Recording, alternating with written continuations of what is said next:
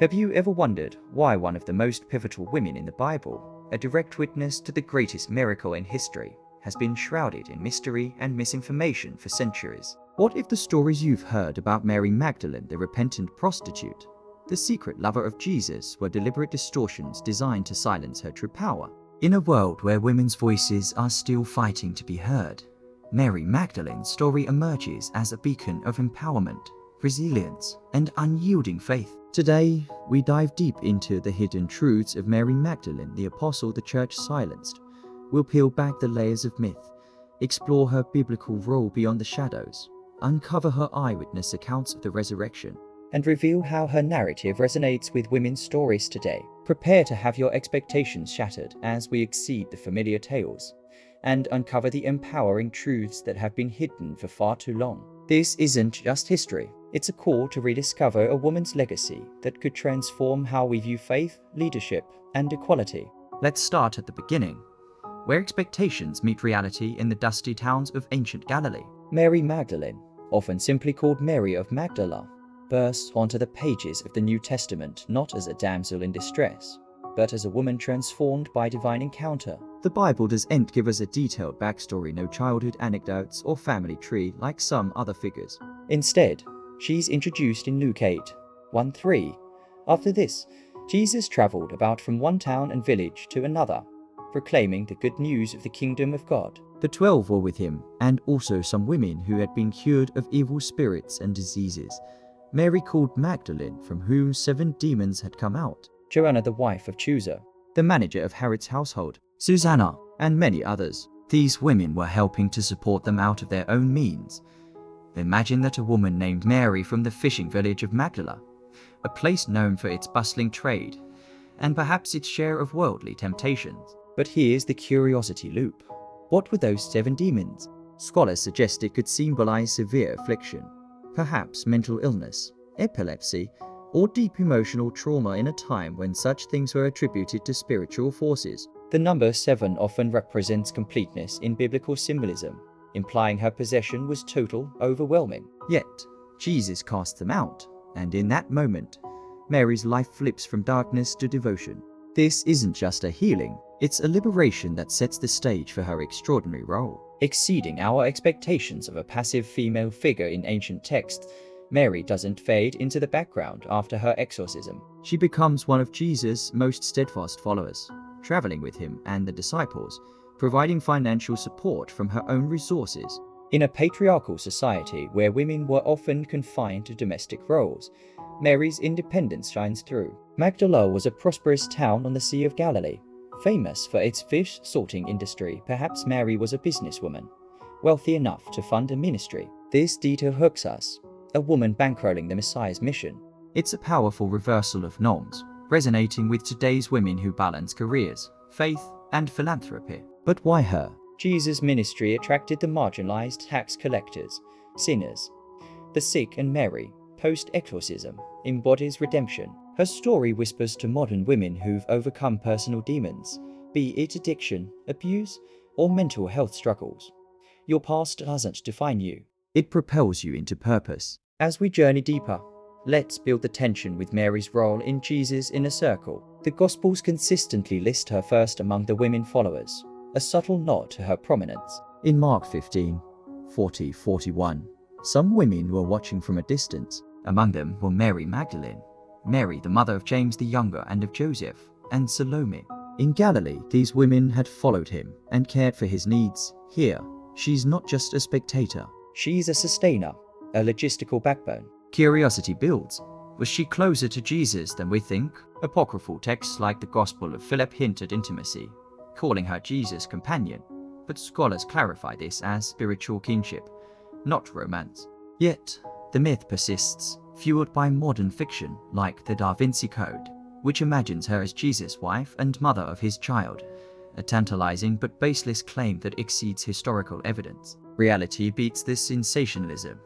Mary's true power lies in her discipleship, not secret lineages. Now, the narrative escalates to the crucifixion, where Mary's courage outshines many. While most disciples flee in fear, she stands at the foot of the cross. John 19:25, near the cross of Jesus stood his mother's sister, Mary the wife of Clopas, and Mary Magdalene. Picture the scene. The sky darkens, soldiers gamble for Jesus' clothes, crowds cheer. Mary, unflinching, witnesses the agony. This beat of loyalty hooks our emotions in a time when association with a crucified criminal could mean death. She risked everything. It's an empowering narrative for women today, facing persecution for their beliefs, from activists in oppressive regimes to those standing firm in faith amid cultural backlash. Her presence at the burial follows. Mark 15:47. Mary Magdalene and Mary the mother of Joseph saw where he was laid. These details aren't filler. They establish her as a reliable eyewitness, setting up the resurrection climax. The resurrection account is where Mary's story explodes with divine revelation, exceeding all expectations. John 20 provides the most intimate portrayal. Early Sunday morning, while it's still dark, Mary goes to the tomb alone in John's version, with others in synoptics. She finds the stone rolled away, the body gone. Panic surges. They have taken the Lord out of the tomb, and we don't know where they have put him. She runs to Peter and the beloved disciple, who investigate but leave puzzled. Mary lingers, weeping. Two angels appear. "Woman, why are you crying?" "They have taken my Lord away," she replies. Then, turning, she sees a man she mistakes for the gardener. "Woman, why are you crying? Who is it you are looking for?" "Sir, if you have carried him away, tell me where you have put him, and I will get him." The turning point. Mary. One word, her name, spoken by the risen Jesus, shatters her grief. "Rabboni," she cries, reaching for him. "Do not hold on to me, for I have not yet ascended to the Father. Go instead to my brothers and tell them, I am ascending to my Father and your Father, to my God and your God." Mary obeys, announcing to the disciples, "I have seen the Lord." This moment is electric curiosity loop closed with resurrection reality. Mary isn't just a witness. She's commissioned as the first apostle, sent to proclaim the good news. Hippolytus of Rome called her the apostle to the apostles in the 3rd century. In a male-dominated world, Jesus chooses a woman as the primary herald of his victory over death. This empowers contemporary women. Think of female leaders in churches, CEOs breaking glass ceilings, or mothers teaching faith to their children. Mary's story says your voice matters. Your testimony can change the world. But here's the hook for suppression. Why did the church later downplay this? Post-resurrection, Mary's role expands in tradition and apocrypha, building intrigue. Acts 1:14 mentions her praying with the disciples and Mary, Jesus' mother, in the upper room. Early church fathers like Tertullian praise her faithfulness. But apocryphal gospels reveal hidden truths that challenge orthodoxy. The Gospel of Mary, discovered in 1896, portrays her as Jesus' most beloved disciple, receiving secret revelations. In it, Peter questions her authority. Did he really speak privately with a woman and not openly to us? Are we to turn around and all listen to her? Levi defends, "Peter, you have always been hot-tempered. If the Savior made her worthy, who are you to reject her?" This tension exposes early patriarchal pushback.